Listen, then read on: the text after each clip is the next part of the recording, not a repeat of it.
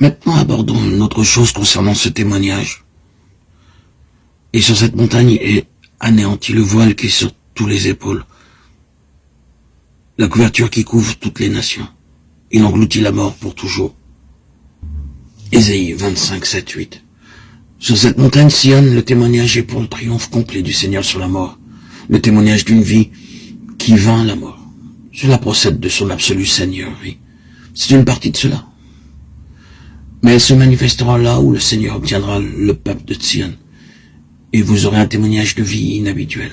La chose que nous devons toujours considérer, c'est que si vous obtenez un peuple qui soit entré dans ce que Sion signifie, en parvenant à la plus pleine pensée que Dieu possède en son Fils, vous trouvez la vie.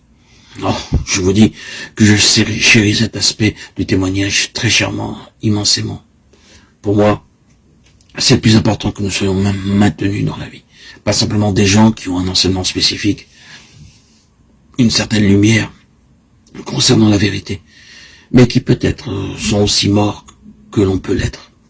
Car il est possible d'avoir une merveilleuse somme de vérité, mais d'être entièrement mort.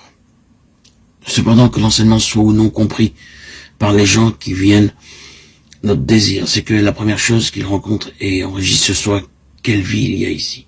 Non pas quel enseignement il y a ici, mais quelle vie. Dans une telle atmosphère, vous avez de la croissance. Vous vous trouvez vous-même revitalisé. Oui, la mort a été engloutie. C'est cela le témoignage. C'est une partie du témoignage pour Israël. Et qui dira que l'Église dans son ensemble n'a pas besoin de connaître d'une manière nouvelle la puissance de sa vie de résurrection? Est-ce que ce n'est pas cela qui est justement nécessaire? C'est réellement ce que beaucoup recherchent. Ils essaient de l'obtenir dans de grands mouvements organisés. Ils ressentent ce besoin de vie pour réagir contre la mort qui a fait son entrée. Cela ne doit pas être pris pour un jugement ou une critique. Mais nous pouvons dire que cette vie ne peut jamais être fabriquée. Elle ne peut jamais venir à la suite de grands efforts.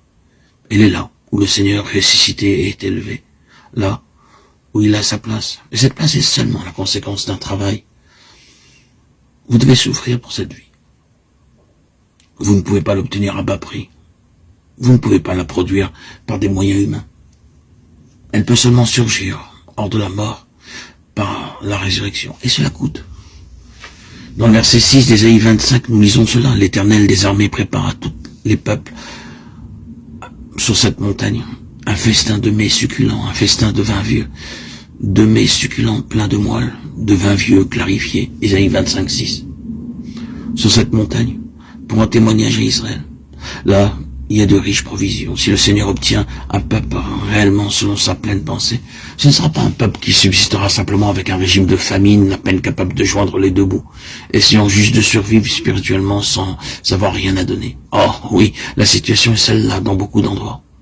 Vous ne croiriez pas le nombre de lettres qui me parviennent de toutes les parties du monde avec des termes semblables à cela. Je ne peux trouver nulle part de la nourriture spirituelle, on ne peut rien trouver dans toute cette contrée. Nous sommes morts de faim. Je n'exagère pas quand je dis qu'au cours d'une année, je pourrais remplir des volumes avec ce genre de récit. Le peuple du Seigneur crie pour avoir de la nourriture. C'est la situation. Elle n'est pas imaginaire, mais tragiquement réelle.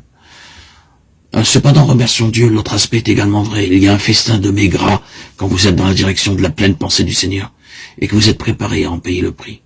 Le prix pour être pour lui un instrument, non pas le prix